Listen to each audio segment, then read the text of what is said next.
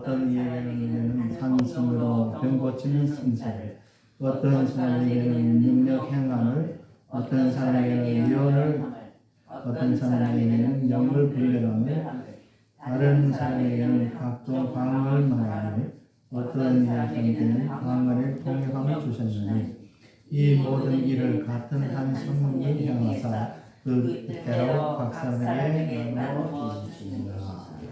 아멘. 우리가 이제 고린도전서도 지난번 우리 공부를 했지만 우리 함께 다시 한번 우리 고린도전서를 해서 이제 말씀 나눕니다. 고린도전서는 사도 바울이 고린도 교회가 당면하고 있던 여러 가지 문제들과 고린도 교회 성도들이 안고 있는 의문점에 대해서 신앙적인 답변과 교훈을 주기 위해서 기록한 말씀입니다. 전능하신 성령 하나님께서는 바울을 통해서 또 그를 감동해서 고린도전서를 기록했기에 미래 교회 문제들점에 대해서 꼼꼼하게 기록하였습니다. 때문에 오늘날 모든 교회에서도 고린도 교회와 교인들과 마찬가지로 같은 문제를 나타나고 있습니다. 그러기에 고린도전서는 오늘날 교회의 문제를 해결하는 데 있어서 가장 중요한 근거로 되고 있습니다. 바울이 서술한 고린도 교회의 당시의 문제들은 보면은 우리가 고린도전서가 8가지로 이제 구분할 수 있습니다. 첫 번째는 당파 문제죠. 그래서 누가 거기 가서 교회를 세웠느냐, 누가 가서 전도했느냐, 이런 당파들이 있을 뿐만 아니라 여기서 또 이단의 당파들, 거짓 선지자들, 이런 여러 가지 당파 때문에 고린도 교회에서 혼란이 났던 것입니다. 그 다음에 가는 문제. 현재에서는 일반적으로 근친상간에는 별로 없지만은 옛날에 그 당시에 그 고린도 지역에는 근친상간이 많았다고 합니다.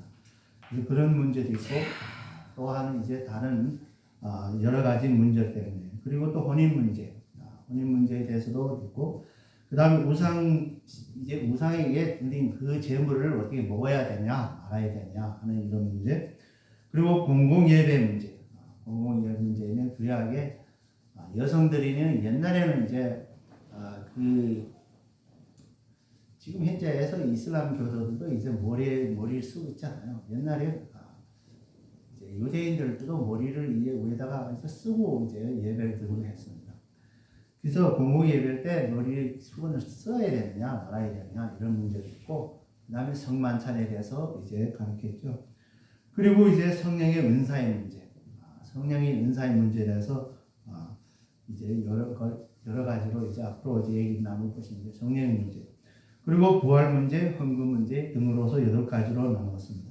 당시에 고린도 지역에는 경제가 매우 발달했고, 그렇기 때문에 또 거기에는 금욕주의자들, 신비주의자들이, 특히는 당시에 신이라고 불렸던 아폴로는 예언의 신으로, 여러 가지 이제 신으로 아폴로라는 사람이 여러 가지 신으로 했는데 그 중에서도 예언의 신. 그렇기 때문에 그 당시에 고린도 지역의 사람들은 예언하기를 그렇게 즐겼답니다. 사실 오늘날에도 그런 분들을 많이 볼 수 있습니다. 그리고 아프로디테라는 이제 또 하는 신이 있는데, 이 신은 전문 이제 성물란에 가서 동성애라든가 성매매라든가 이런 데 대해서 어떻게 신이라고 불렸다고 기록이 있습니다. 그래서 많은 사람들에는 이제 예언하기를 좋아했고 성물란이 아주 성했다고 합니다.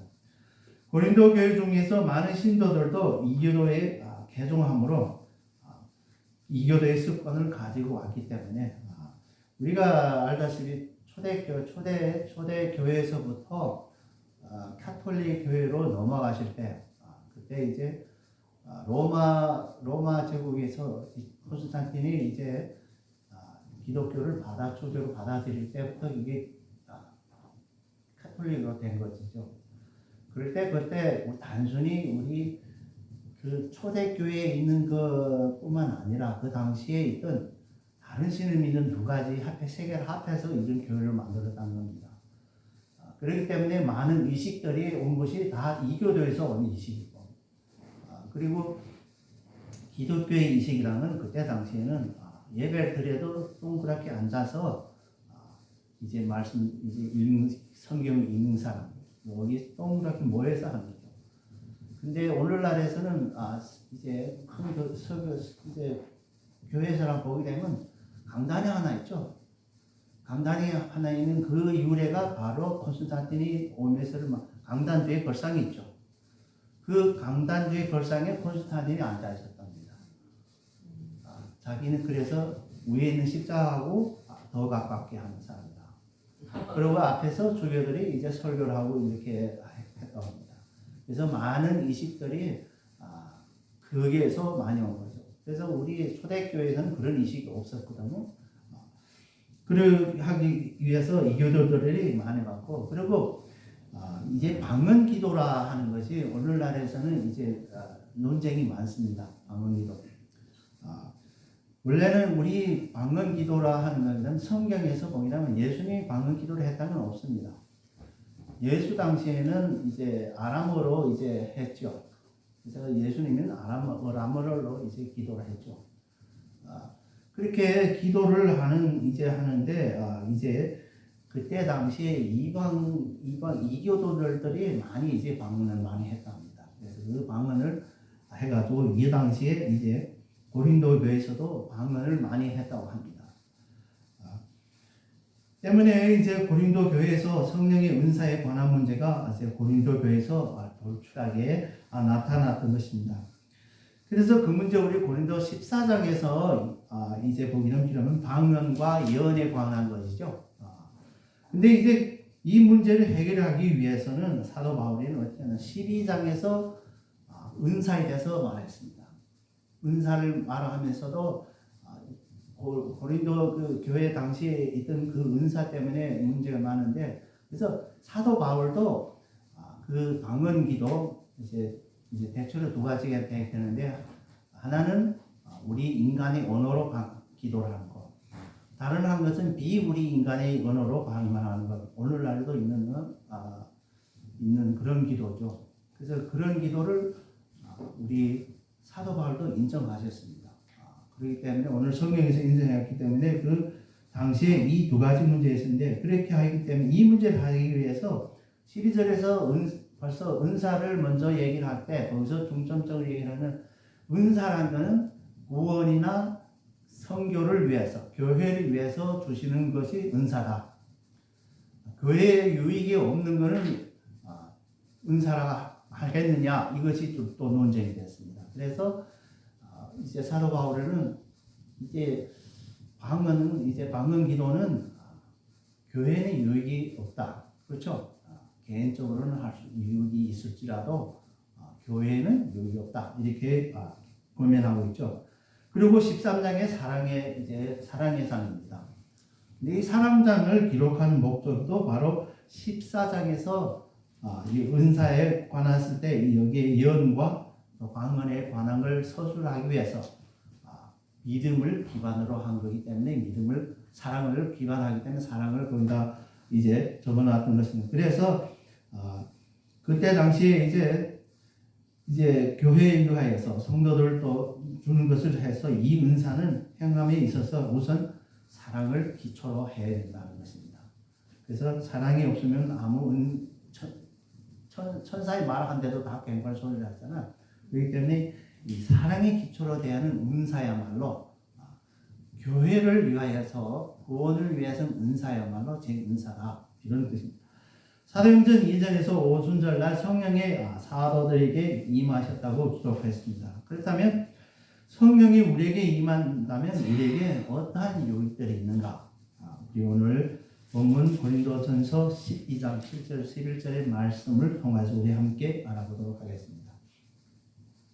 우선 본문에 이제 제시하고 있는 성령의 은사는 지혜의 말씀, 또한 지식의 말씀, 믿음, 능력 행함, 그 다음에 예언, 또 영의 분별, 방언 통역 등 9가지로 나누어져 있습니다. 저는 이 9가지 은사의 3개 부분으로 나눠서 7절에서 각 사람에게 성령의 나타남을 주심은 유의하게 하려 하십니다 하는 뜻에 쫓아서 성령으로 나타난 유익이라는 제목으로서 구역 사역, 즉 전도 사역에 적용하려고 합니다. 첫 번째는 성령이 우리에게 나타나면 하나님의 말씀을 깨달을 수 있는 유익입니다. 성령이 우리에게 나타나면 하나님의 말씀을 깨달을 수 있는 유익이죠. 그래서 본문 8절에 보게 되면 우선 어떤 이에게는 어떤 사람에게는 성령으로 말미암아 지혜의 말씀, 어떤 사람에게는 같은 성령에 따라서 지식의 말씀라고 말씀하고 있죠. 여기서 어떤 학자들은 지식의 말씀과 지혜의 말씀 이 중에 우리 지혜라는 소피아라는 이 말 이제 헬라의 소피아라는 말과 이제 그노시스라는 이제 지식의 말씀 이것의 차이가 없다고 성급히 결론 내리고 있습니다. 많은 학자들. 그러나 바울은 여기에서 그들을 구별하고 있는 것입니다. 본문에서 이제 독일 신학자 벵겔이라는 사람이 있었는데 이분이 이야기하면 지혜는 이론적 성질을 내포하고 지식은 실제적인 성질을 나타낸다고 그는 이제 말했습니다. 그러나 본절에서 우리 문맥상으로 보게 되면 지혜는 실제적인 적용을, 지식은 이론적인 지식을 의미한다고 보면 합당합니다. 특히 지혜는 하나님의 계획 속에 들어있는 비밀을 설명하는 데 쓰이는 용어로 이해하는 것입니다. 그리고 지식은 고린도전서 10장 5절에서 말씀하자 하나님의 아는 지식, 하나님 아는 것, 또 고린도후서 4장 6절에서는 예수 그리스도 얼굴에 있는 하나님의 영광의 빛을 아는 빛이, 영광을 아는 빛이, 또 빌보서 3장 8절에서 그리스도 예수를 아는 지식, 이런 것이죠. 종적으로 말하면 하나님을 아는 지식이죠. 우리가 흔히 말하면. 결국 이 두 은사들은 성령의 조명으로 말미암아 영적으로 결합되어 성령께서 가르치는 말씀으로 다른 사람과 교제하는 데 사용됩니다. 바울은 지혜의 말씀과 지식의 말씀을 성령과 관련지면서 말한 것은 구원의 계획이나 구원의 내용은 성령께서 주시는 은혜로 이해될 수 있음을 나타내는 것입니다. 이와 같이 하나님의 지혜의 말씀을 깨닫는 것은 하나님의 구원 계획의 비밀을 알게 되며 즉 예수 그리스도의 십자가의 뜻을 깨달아서 예수를 믿어 구원에 이르게 하는 것입니다. 그래서 많은 사람들이 성경을 보는 사람들이 많습니다. 그러나 이 예수 그리스도의 십자가 이것을 깨달지 못했습니다. 깨달지 못하면 당연히 믿지 않겠죠. 그리고 하나님의 지식을 말씀을 깨닫는 것은 하나님을 아는 것이며 예수 그리스도를 아는 것이죠. 우리가 하나님을 모른다면 우리 성경에서 이제 하나님 대해서 계시를 했는데 아무리 봐도 하나님 대해서 모르는 거예요. 그 말씀을 믿지도 않고 그런 사람들이 하나님 예수 모르고 요즘엔 특히 우리 성삼위일체 하나님에 대해서 이제 우리 기독교에서는 많이 이제 긍정적으로 얘기하는데 많은 분들이 성령 하나님 없다는 분, 또 예수는 하나님이 아니라든지 이렇게 성경에서 말씀한 것을 이해 못합니다. 이 사람들. 그렇기 때문에 구원이 믿지 못하죠. 하나님께서 우리 죄인을 찾아와서 지혜와 지식의 말씀을 주셔서 자기 자신을 계시하여 죄인으로 하여금 하나님의 알게 하여 죄에서 구원에 이르게 하는 것입니다. 그래서 하나님을 알고 우리가 먼저 하나님이 우리를 찾아왔지 우리가 죄인 하나님을 찾아갔습니까? 아니죠. 하나님께서는 아담을 찾아왔고 하나님께서는 아브라함을 찾아왔고 그래서 하나님께서는 언제든지 선지자들을 찾아왔습니다. 선지자들을 언제 하나님이 찾아온 건 절대 없죠. 그래서 하나님이 찾아온 거죠. 왜? 우리를 사랑하기 때문에. 그리고 하나님의 지혜의 말씀이 지식의 말씀을 알아서 더 많은 사람들을 구원에 인도하는 것입니다. 그래서 내가 하나님을 알면은 내가 아는 그 하나님 아는 그 지식을 다른 사람에게도 전해서 다른 사람도 하나님 알고 구원에 이르게 하는 것입니다. 이것이 우리 크리스찬들의 사명이죠. 만일 하나님이 지혜의 말씀과 지혜의 말씀을 깨닫지 못하고 하나님을 믿는다면 혹은 예수님을 모르고 믿지 않는다면 모르고 하나님도 모르고 예수님도 모르고 믿는다 그러면 어떻게 될까요? 그 믿음은 온전하지 못하고 날마다 방황하며 결국에는 예수님을 떠나고 그죠. 저도 이런 분을 봤습니다. 옛날에 이 조선족 한 분이 이제 LA에 때인데 교회는 이제 잘 다녔어요. 그런데 교회를 다니다가 일대일 제자 양육을 하면서 아무리 해도 하나님이 이해해야 되는 예수님이 어떻게 십자가에 죽었는데 어떻게 이 사람을 구하냐? 이걸 이해를 못하는 거야. 아무리 설명해줘도 결국은 모르고 나중에는 교회를 떠나고 안 와요.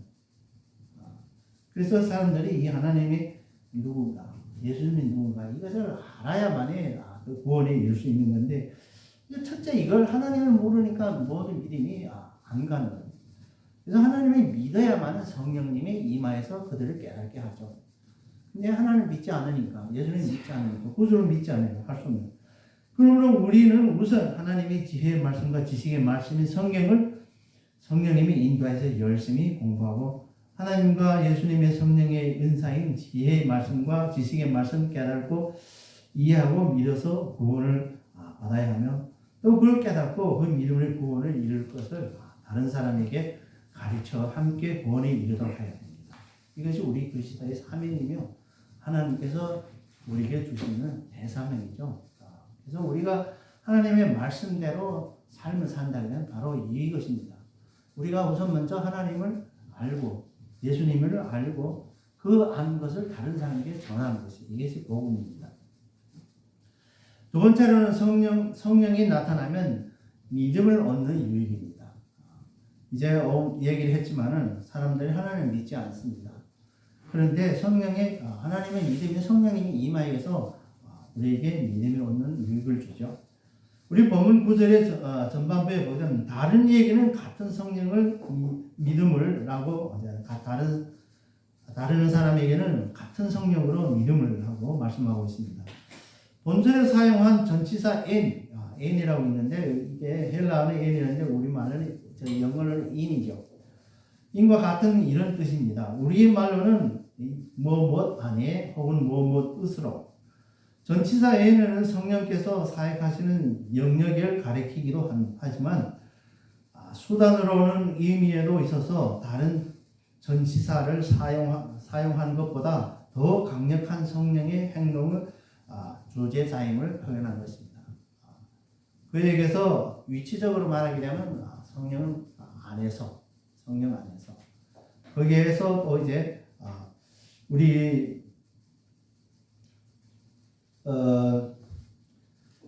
성령님이 우리 이 전치사 이 하나를 갖고서를 참으로 이제 수단적으로 또 얘기를 한다게 되면 그의 성령의 주동성을 얘기하는 거죠.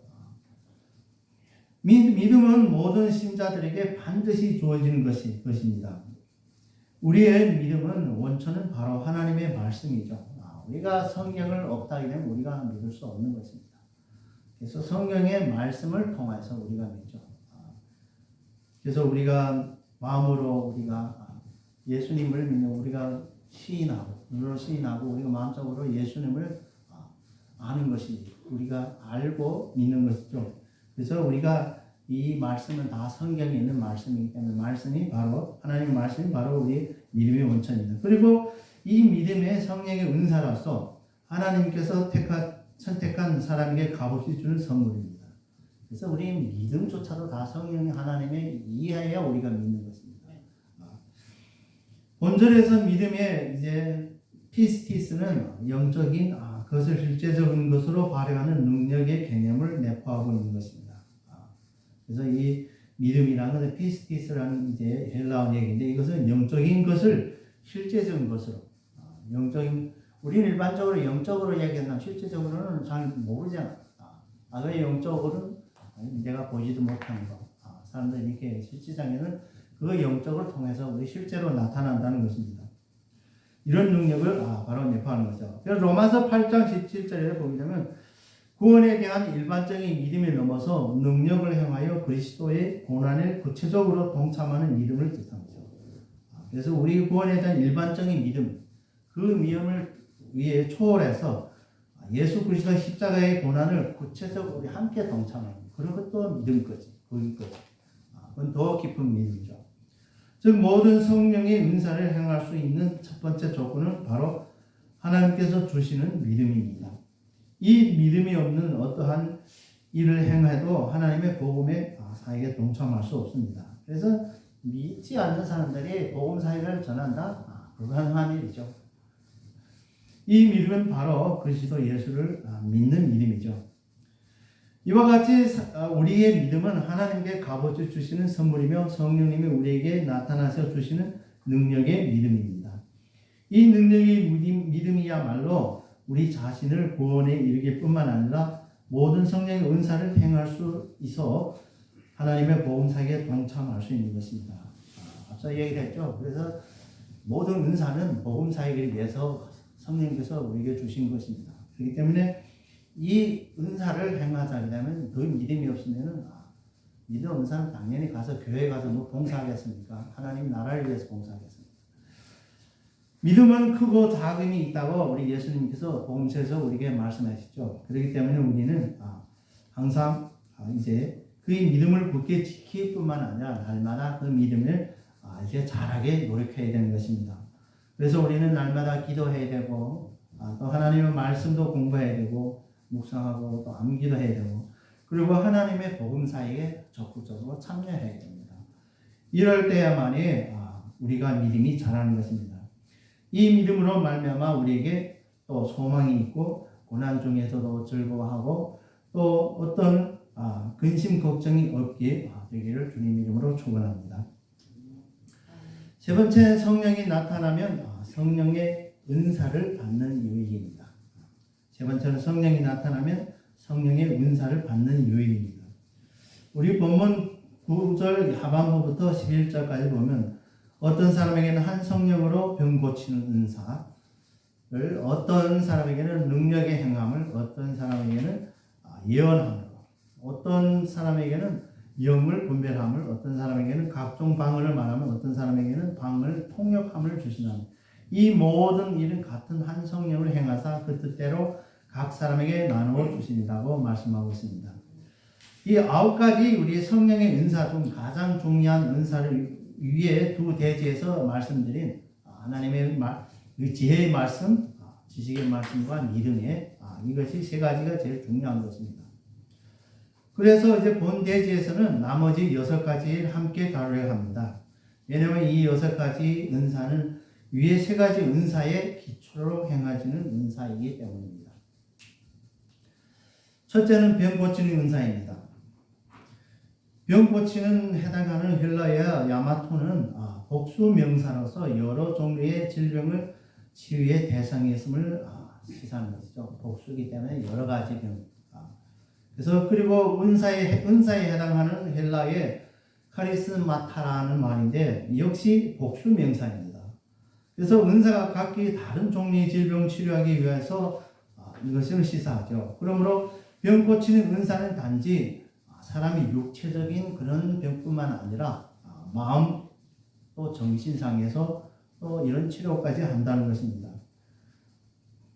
효과적인 복음 전파를 위해서 초대교회에서 강력히 나타나는 은사입니다. 예를 들면 사도행전 3장 1절 10절에서 베드로가 요한이 성문 앞에서 나면서부터 안전병이를 고치는 것이 있죠.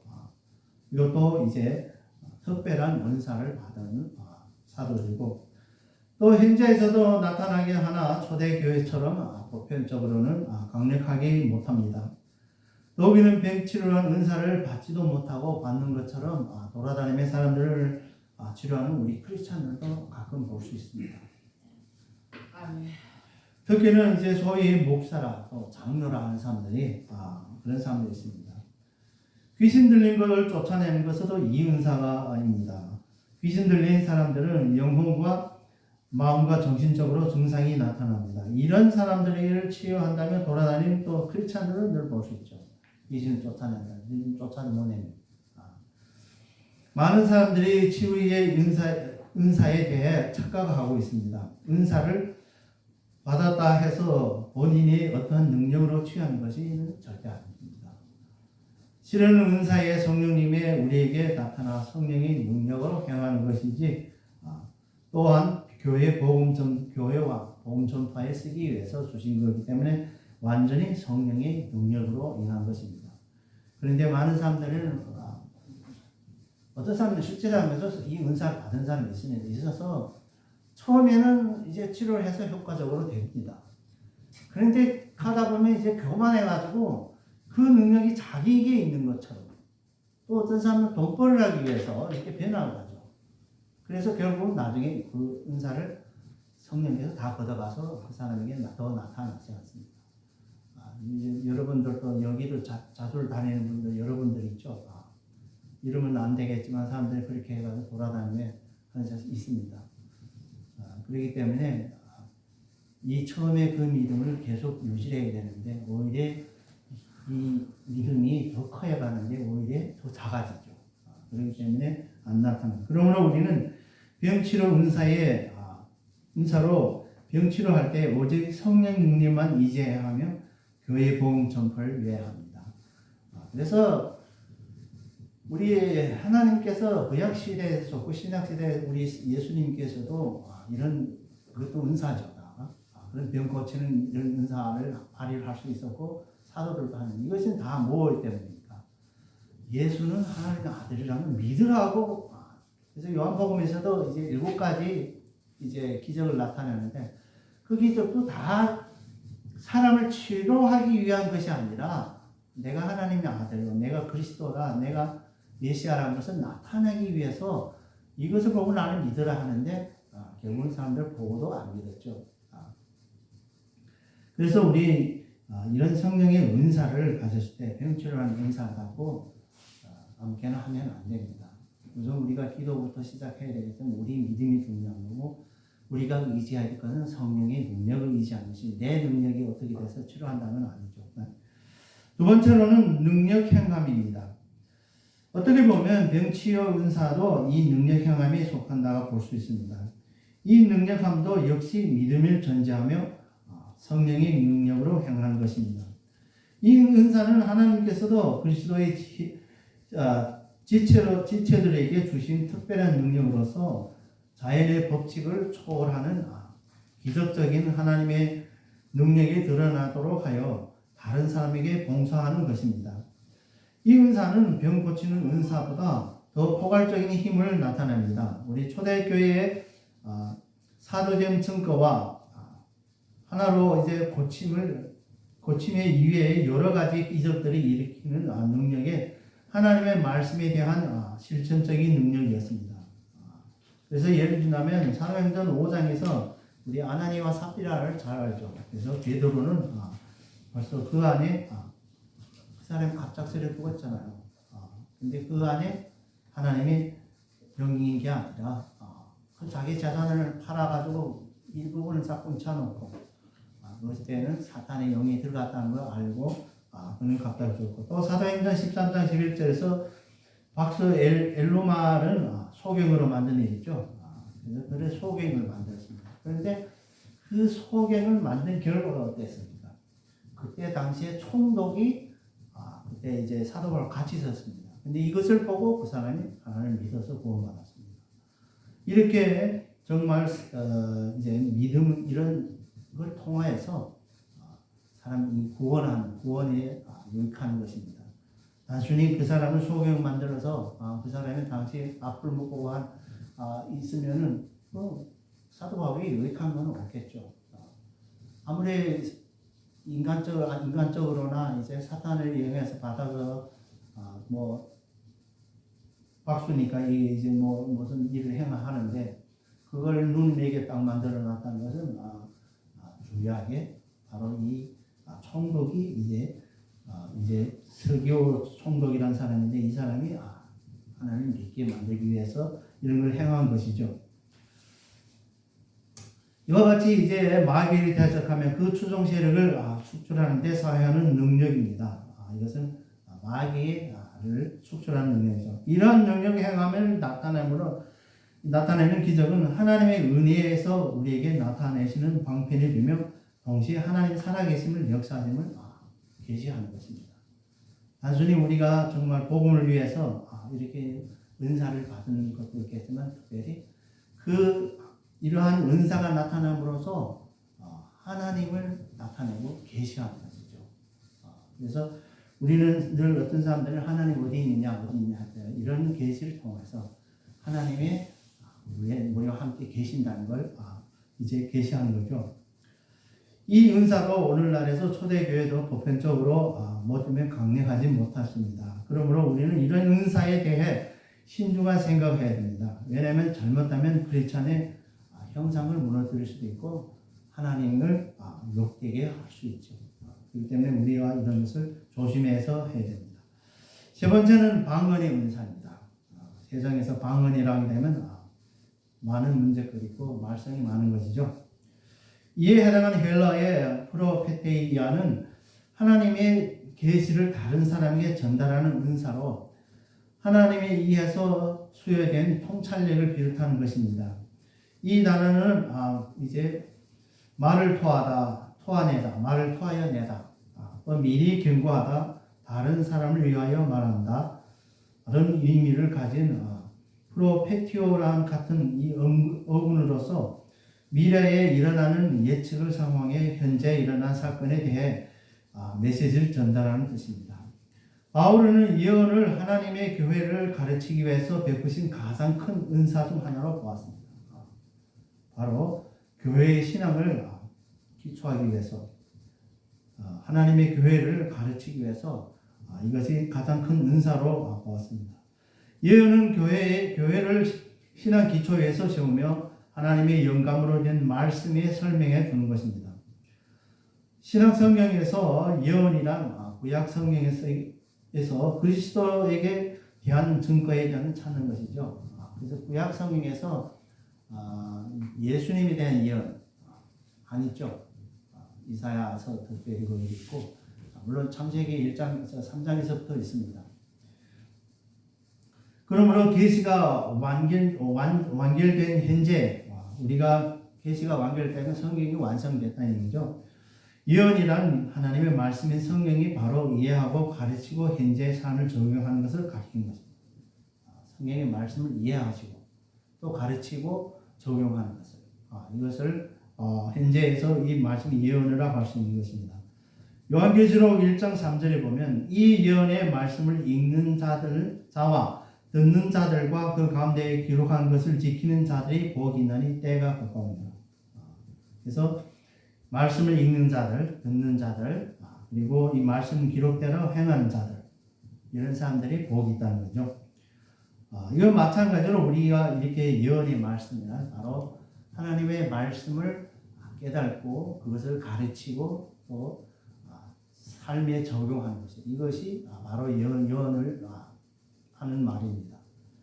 근데 오늘에 와서는 사람들이 예언을 할 때 늘 보게 되면 성경 이외의 걸 예언하죠. 우리가 여기서 말씀하신 예언에는 성경을 예언하는 것입니다. 성경 속에 있는 복음을 예언하는 것이죠. 그래서 우리가 예언하면 당신이 예수만 믿으면 구원을 얻습니다. 이것이 예언입니다. 근데 하나님께 주시는 이런 말씀의 예언에는 언젠가는 성취되죠. 오늘에 와서는 우리가 믿는 당대는 잘 이해가 안 될 사람도 있고 그걸 믿음이 약한 사람은 못 믿죠. 우리는 믿음으로써 그것을 우리가 확신하는 것이죠. 그러나 언젠가는 예수님께서 이 땅에 오셔서 우리 재림할 때 우리에게 바로 그것이 적용되고 그때가 이 예언이 성취된 거죠. 완전히. 복음에 나타난 하나님의 계시를 아는 것으로 지식의 말씀과 연결되는 거죠. 초대교회에서 당시에는 앞일에 대한 예고를 나타나기도 하며 예를 들면 사도행전 19장 6절에 바울이 그들에게 안수하며 성령이 그들에게 임하시고 방언도 하고 예언도 하니 또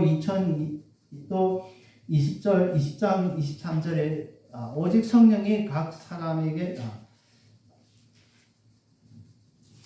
각 성에서 내게 증거하여 결박하고 환난이 그런 나를 기다린다입니다. 그때 당시에도 이 사도 바울도 예언했죠. 나도 언젠가는 이렇게 이제 격박당하고 환난이 있을 거라고 예언했죠. 그래서 예수님께서도 이제 나를 따르려면은 이제 자기의 이제 십자가를 지고 따르라는 그 뜻이는 나 따르면 그런 고통이 따라온다는 것이죠. 현재에도 이런 은사 나타나기는 하나 지극히 제한적이고 개인적인 것으로 나타납니다. 많은 사람들이 하나님께서 어떤 말씀을 받아서 간증이 많죠. 그래서 그것이 진짜로 하나님께 받았느냐 안 받았느냐 우리는 알 수는 없지만 하나님께서는 아시죠. 그러나 성경의 말씀대로 한다게 되면 그것이 왜 불가능하냐면 선지자라는 것은 하나님께서 직접 말씀을 주시는 게 선지자입니다. 그런데 예수님께서 세례 요한의 마지막 선지자라고 예수님께서 말씀하십니다. 그러면 실질적으로 지금 자기가 선지자라고 하나님 말씀 받았다는 사람들은 예수님을 부인하는 것입니다. 예수님의 말씀을. 그렇기 때문에 우리 이런 문제에 대해서 대할 때는 우리 신중해야 되는 것입니다. 왜냐하면 우리 예언은 하나님의 말씀, 즉 성경에 관련되며 초대교회 당시에는 성경이 완성되지 않았으므로 이러한 예언이 성령의 능력으로 행하여 왔지만 오늘날의 성경이 완성되었으므로 당연히 예언이 제한될 수밖에 없지만 우리 하는 예언은 보편적 예언은 하나님의 말씀을 선포하는 것이 예언입니다. 그러면 우리는 성경 밖의 예언을 믿어서는 안 되겠죠. 그래서 우리는 성경 밖에 어떤 예언이도 믿으면 안 되는 것입니다. 아까 처음에 얘기를 하다시피 당시에 고린도에 이제 플로토라는 사람이 예언에 신인했죠. 그렇기 때문에 그 당시에 많은 사람들이 예언하기를 좋아했습니다. 사실 오늘날에서도 그 사람들이 성경 바깥의 예언을 많이 합니다. 그렇지만 그 예언은 언젠가 시간에 따라서 그것이 세상에 드러나는 것이죠. 가짜라는 것이. 그래서 우리가 성경의 예언을 하면은 절대로 가짜로 돌아옵니다. 절대로 진짜이기 때문에 언젠가는 그 예언이 성취되는 것입니다. 네 번째로 영들을 분별하는 일입니다. 영들에 해당하는 헬라의 푸뉴마토는 악의 영들입니다. 여기서 영을 분별하는 악의 영을 분별하는 것입니다. 분별함에서는 헬라에서 디아크레세인이라는 말인데 이제 무엇을 구별하다, 인식하다, 가려냄, 또한 심판 등을 의미를 나타내고 있습니다. 초대교회 당시에는 거짓 선지자들이 많았으므로 교회의 순결성을 지키기 위해서 그릇된 가르침을 분별할 필요가 있었고 또 영들이 하나님에 속하였는지 아니면 또 사탄에게 속했는지 이것을 분별할 필요가 있었기 때문입니다. 이 은사는 교회를 거짓 선지자들의 미혹으로부터 보호하려는 하나님의 사랑의 발로였습니다. 그래서 그 당시에서부터 가짜 선지자들이 많이 왔기 때문에 그 교회를 이제 분별하기 위해서 하나님께서 이제 성령을 통해서 이런 은사를 주었던 것입니다. 영들 분별하는 은사는 어떤 형상의 이면에 있는 정신적인 영향력을 간파하는 능력으로 특수한 사람에게만 주어집니다. 예를 들면 사도 베드로는 아나니와 삽비라의 마음에 거짓 영이 있었다는 것을 알았죠. 또 마술사 시몬의 마음에 악독하고 불의한 영이 얽매여 있다는 것을 간파했던 것입니다. 오늘날에도 이런 이제 극히 개인적이며 이 영적 분별력이 부족하면 항상 사단의 추종자에게 이제 속히고 또 죄악으로부터 이단에 빠집니다. 그래서 우리 이단에 빠진 사람들은 바로 이 영적 분별력이 없는 사람들입니다. 우리 현 시대에서도 왜서 영적 분별력을 강조하느냐 하면 영적 분별력을 강조 안 하게 되면 우리는 죄악 속으로 빠지고 이단에 빠집니다. 그러면 우리는 영원히 죽을 수밖에 없는 그런 길 갈 수밖에 없는 것입니다. 그렇기 때문에 우리가 영적 분별력이 어떻게 해야 되냐? 영적 분별을 안 하면 바로 하나님의 말씀 성경에서 찾아야 되는 것입니다. 그래서 우리가 하나님께서 우리에게 이런 은사를 준다는 것은 누구나 다 주는 건 아닙니다. 그러나 이 은사를 우리가 받도록 우리가 하나님께 기도해야 되고 그리고 이 성경에서 찾아야 되는 것입니다. 그럴 때 우리 분별력이 생기고 영적으로 생기게 되는 것입니다. 우리 세상적으로 분별력도 있어야 되겠죠. 세상적으로 분별력이 있어야 되는데 우리가 이 분별력이 없고 성경 지식이 결핍하게 되면 바로 우리 개인적으로도 망하게 되죠. 어떤 목사님이 설교를 하면 이런 이야기 나눴습니다. 어떤 집사님 부부가 있었는데 이제 믿지 않아가지고 그때는 예수님 믿지 않아가지고 참 어려움을 겪었죠. 그래서 이제 그 목사님 찾아가서 좀 제가 우리 가정이 이렇게 형편이 없는데 좀 기도를 해주십시오 하니까 그러면 우선 먼저 우리 교회를 출석하고 하나님을 믿어야 되고 했죠. 그래서 이 두 분이 교회 다니면서를 열심히 믿고 하니까 정말 비즈니스도 성사되고 모든 것이 잘 풀렸어요. 그래서 이분들이 이제는 하나님 믿으니까 이게잖아요. 열심히 해서 집사 안수까지 받았습니다. 두 분이. 그런데 어느 날 이분이 다시 또 목사님 찾아와서 이제는 나는 망했습니다. 이렇게 얘기를 합니다. 그래서 그랬냐 했더니 이제 다른 아는 사람이 이제 나를 보증을 서달을 해가지고 사인했는데 그 보증이 하는 그 사람이 싸움 망하다는 같이 망해버린 거예요. 그래서 은행에서 와서 그 집을 다 가져가고 그 비즈니스를 다 가져가는 거예요. 빌 털털이 싹 돼버렸습니다. 근데 목사님이 이제 그 다음에 이제 얘기합니다. 아니 하나님께서 남의 보증을 서지도 말라 했는데 왜 보증을 섰느냐? 이게 우리 자문이 있거든요. 왜 보증 서지 말라 했습니다. 뭐 어떤 보증도 서지 말라 했는데 그 보증을 쓰다 보니까 망했죠. 그러다가 이제 그 여자 집사님이 머리가 이제 빨리 돌겠죠. 여자가. 그래서 그럼 이 문제의 책임자는 목사님께도 있겠네요? 이런 거예요. 그래서 목사님 왜 이게 책임이냐? 목사님이 이런 지식을 나한테 알려 안 준 것이 그렇기 때문에 그렇다고 하는 거예요. 사실 그것도 책임이십니다. 이런 목회자로서 이제 성도들을 양육하는 가운데서 이런 지식을 알려 안 준. 물론 우리가 한꺼번에 다 알려줄 수는 없어서 성도 자신이 성경을 많이 보고 또 그걸 깨닫고 그걸 적용해야 되는데 단순히 그렇다고 해서 다 목사님이랑 맡기는 건 목사님도 책임도 있겠지만은 그러나 본인의 책임이 더 많은 거죠.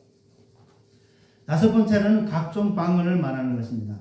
각종에 해당하는 헬라어의 게네라는 말인데 혈통, 민족, 또한 종류 등에서 의미로서 방언의 종류를 가짐에 가리키는 각종 민족들이 사용하는 언어였음을 시사하는 것입니다. 그래서 여기서 각종 방언 할 때 되면 우리의 전 세계에서 이제는 이제 몇만 가지 말이 있죠. 전 세계에 이런 말들이 여러 가지 다 있는 이것이 다 서로는 어기 방언이죠. 그래서 여기서 게네라는 말은 이제 혈통이나 민족이나 어떤 종류에 하는 말. 그래서 언어의 이제 방언을 언어적으로 말하는 우리 인간의 언어적 방언을 말하죠. 또 방언은 고린도 교회에서 가장 자랑으로 삼았던 은사 가운데 하나로서 고린도 교회의 방언의 형태는 각기 다른 민족들이 사용하는 어둠뿐만 아니라 어떤 종교적 흥분 상태에 이르렀을 때 다른 사람들의 이해할 수 없는 말로 하는 것까지 포함한 것이죠. 그래서 어떤 사람이 흥분했을 때 하는 소리치는 그 방언. 오늘에 와서 우리가 방언한다면 그 말이죠. 사실은 우리 세계 언어가 엄청 많고 하기 때문에 방언이라면 이방인을 말을 하는 거죠. 예를 들어 우리 한국 분들이 영어를 하는 것이 방언을 하는 것이죠. 그래서 이런 것도 있겠지만 현재도 이제 그 당시에 그 고린도 교회에서 방언이 아주 성취했어요. 다른 성경에서는 이렇게 이 방언에 대해서 얘기하는 게 없습니다. 다른 교회에서. 근데 이 지역에서만 이렇게 비인간의 말로 방언하는 것이죠. 그래서 이런 방언은 오로지 하나님과의 교제다. 그 사람이 뭘 하는지 우리는 다 모르죠. 어떤 사람은 본인은 자기 한 것도 자기 모릅니다. 사실 우리 인간이 그 방언을 함으로써 하나님과 교제할 수 있는 그 특수한 언어도 아닌 걸 갖고 한다게 되면 자기도 실제는 모릅니다. 저도 옛날에 이런 이제 한번 이제 경험이 있었는데요. 이제 목회자들이 모여 앉아서 이제 기도를 딱 하는데 그 중에 이제 오순절 개토에서 온 분이 한 분이 있었는데 그분이 방언 기도를 막 하는 거예요. 그래서 방언 기도를 하니까 우리가 기도가 안 되죠. 일반적으로. 방언 기도를 하면 기도가 안 돼요. 그러니까 새벽 기도회였는데 우리가 그런 다른 방에 가서 기도하든지 하고 나갔거든. 그분이 혼자 남았어. 근데 그분이 혼자 남으니까 그 사람 기도도 끊어졌어. 그래서 그 방언은 진짜로 하나님께 방언한다면 끊이지 않고 해야 되고, 우리 성경을 잘 가봐서 교회에 유익되지 않으면 개인적으로 방언하는 것은 이제 누구든지 승인하는데, 그 많은 데서 방언을 한다면 모든 사람들이 그 기도가 다 끊어지고 맙니다. 오히려 기도를 방해를 하죠.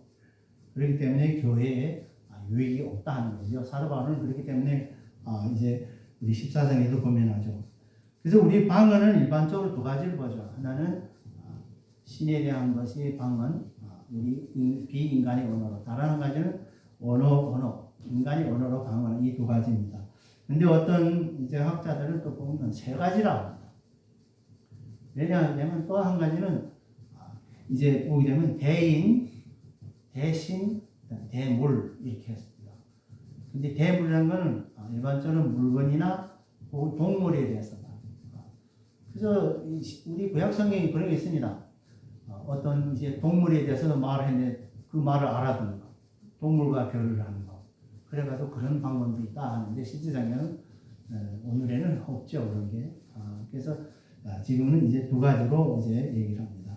또 사도행전 2장에서 오순절에 있었던 방언은 바로 이방 언어였고, 또 고린도전서 14장에 나오는 14장에 나온 방언은 이 비인간의 언어로서 보는 거죠. 현대에서 오순절 나타났던 방언이 나타나지는 않고 있죠. 지금 현재에서 내가 한국말을 하기 때문에 다른 사람이 영어를 들을 수 있다는 그래서 그런 거는 지금은 일반적으로 없습니다. 그러나 우리 현대 발전하다 보니까 핸드폰으로 있잖아요. 핸드폰을 번역기를 해놓으면 내가 말하면 그 영어로 나오고 말도 나옵니다. 그래서 이거는 과학적으로 어떻게 발전했기 때문에 그런 거지만 실질상에서는 그렇게 이제 오순절에 나왔던 방언이 없고, 우리 고린도 14장에 나온 방언은 지금도 많이 나타나고 있죠. 특별히 오순절 계통의 교인들은 방언을 못하면 성령을 못 받는 것처럼 생각하지만 그건 아니지만, 그러나 우리가 개인적으로 이런 방언을 우리가 이제 그것을 우리가 딱 반대를 하는 것은 아니고 그것은 자유죠. 그러나 교회에 유익되느냐 안 되느냐 이게 관점입니다. 그래서 14장에서 사도 바울은 이 관점에 대해서 지적하고 있죠. 여섯 번째로는 방언의 통역입니다. 통역함에 해당하는 헬라어에서 헤르메네이아는 번역해서 이런 뜻인데, 이 단어의 신학에서 본절에 신약 성경에서 우리 본절하고 또 14장 26절에만 나옵니다. 이 특별한 방언에 이해할 수 있는 사람이 하나도 없는 경우에 이 방언에서 유익이 없고자 한다면 이 방언을 통역할 사람이 있도록 성령의 통역 은사를 구해야 하는 것이죠. 그래서 이 사도 바울은 이제 방언이 그렇게 나오는데 다른 사람 알아들을 수 없으니까 이 방언을 통역하는 사람. 사실 우리 인간 언어로 통역하는 분들 많죠. 영어로, 한국어로, 한국 영어로, 중국어로 이렇게 통역하는 사람들. 이것도 한 사람이 우리의 이 언어를 갖고 방언의 언사를 한다면 이것도 하나님 은사인데, 특별히 교회에서 번역하는 사람. 또한 우리 이방에 가서 우리 선교를 할 때 번역하는 이런 것은 하나님이 주신 은사라고 말할 수 있습니다. 물론 우리가 영어를 배우고 하는 것도 앞으로 우리가 하나님 사에게 쓸 수 있도록 그렇게 하는 것이 이게 언어의 은사죠. 그리고 그 통역하는 은사. 그래서 이제 사도 바울은 방언의 그 자체로는 교회에 유익이 되지 않으나 자세를 할 것을 우리 24장 28절에서 보면 합니다. 본절의 방언의 은사의 교회에 유익에 도모할 수 있도록 전제하는 것이죠. 그래서 교회에 우선 먼저 이 방언이 우리가 그 사람이 교회에 유익하지 못할 때는 바로 통역의 통역하는, 방언을 통역하는 은사를 구해서 그 사람이 다시 이제 그걸 번역하는 사람. 저는 그런 거 봤습니다. 어느 사람이 이제 우르르르 하면서 방언했는데 또 다른 사람이 나와서 그걸 또 통역하래요. 그래서 그때 당시에는 통역한 사람이 뜻이겠지. 뜻이겠느냐. 근데 저도 잘 모르겠어요. 지금도. 그 통역함이 얼마나 오묘한지. 다른 사람이 그걸 알아차려서 그걸 뜻을 알아서 다시 통역하는 거.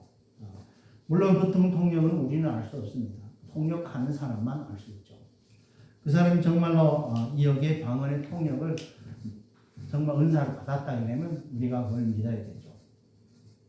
그러면 우리는 방언할 때 교회의 유익을 위해서 자제하는 것이 좋으며 개인적으로는 유익이 있다면 자유이죠. 그래서 이런 방언은 자유입니다. 그러나 우리 지금 현재에서 언어적 이제 방언한다 할 때가 되면 그것은 우리가 존중해야 되고 저도 한번 그런 적이 있습니다. 미국 친구 하나 있었는데 자기 집 밥 먹으러 가자.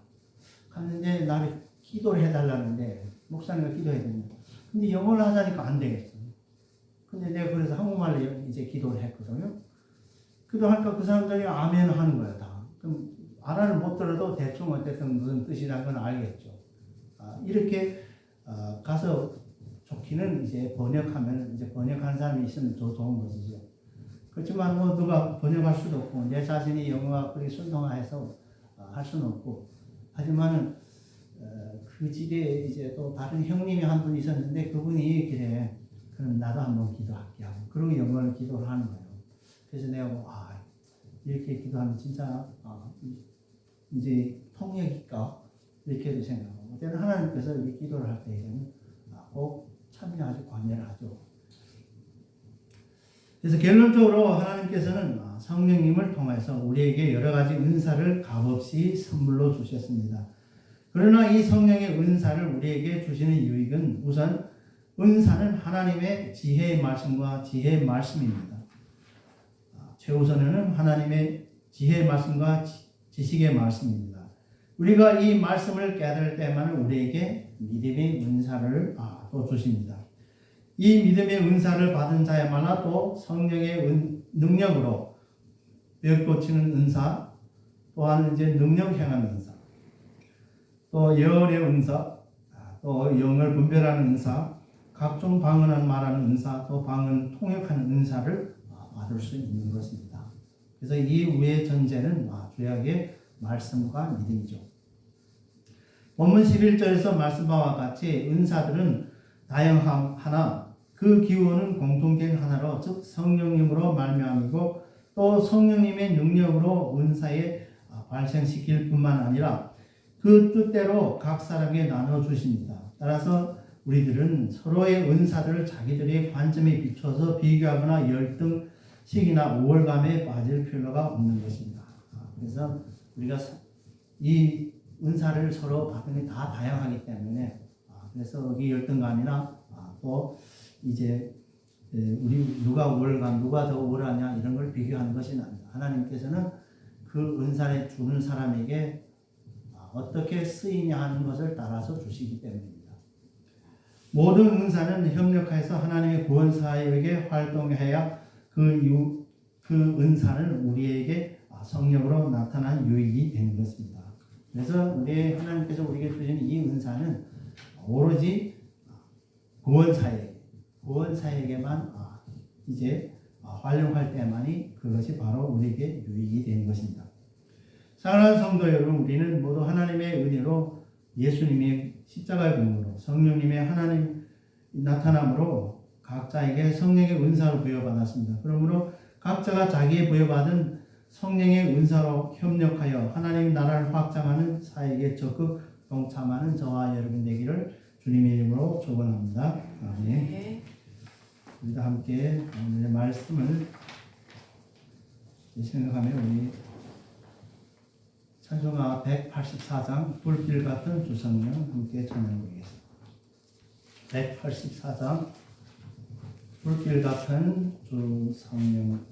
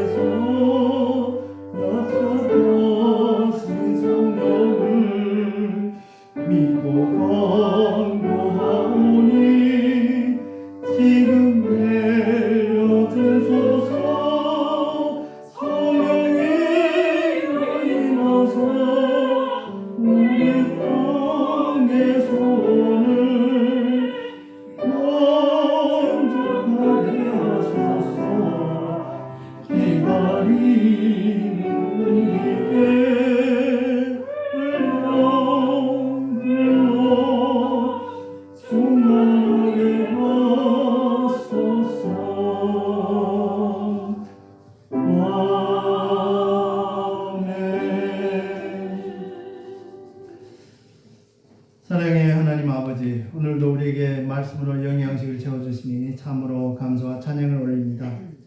모든 인간은 하나님께 범죄함으로 하나님의 영광에 이르지 못할 뿐더러 영원의 죽음에 이를 수밖에 없습니다. 우리를 창조하시고 전능하시고 자비하신 하나님께서 우리의 모든 죄인을 위하여 구원의 계획을 세우고 독생자 예수 그리스도를 우리에게 주셔서 십자가에서 그 구원을 완성하시고 또 성령님을 세상에 보내어 이 구원 계획을 완성해 한 모든 죄인에게 적용하게 하심을 믿습니다. 오늘 말씀을 통해서 성령님이 우리 죄인에게 임하여 하나님께 주신 지혜의 말씀과 지식의 말씀을 깨달아 예수 그리스도를 구세주로 믿는 이름으로 구원하게 하고 또 모든 죄인에게 구원하는 역사, 사역과 교회 사역을 위해서 모든 은사를 주심에 믿습니다. 구원받은 성도들로 하나님 하여금 각자가 맡은 은사를 통하여 협력해서 복음의 선을 이루고 그리스도의 복된 몸된 교회를 부흥 발전하게 하옵소서. 우리 예배를 통해서 삼삼위일체 하나님께서 홀로 영광 받아 주시기를 원하며 예배자로 부르심을 받은 모든 성도들에게 하나님의 은혜와 평강이 임하기를 소원합니다. 감사하고 예수 그리스도 이름으로 간절히 기도 올려옵나이다. 아멘. 하늘에 계신 우리 아버지여, 이름이 거룩히 여김을 받으시오며 나라에 임하옵시며 뜻이 하늘에서 이룬같이 땅에서 이루어지이다. 오늘날 우리에게 일용할 음식을 주옵시고 우리가 우리에게 죄진 자를 사하여 준 것 같이 우리 죄를 사하여 주옵시고 우리를 시험에 들게 하지 마옵시고 다만 악에서 구하소서. 나라와 권세와 영광이 아버지께 영원히 있사옵나이다. 아멘.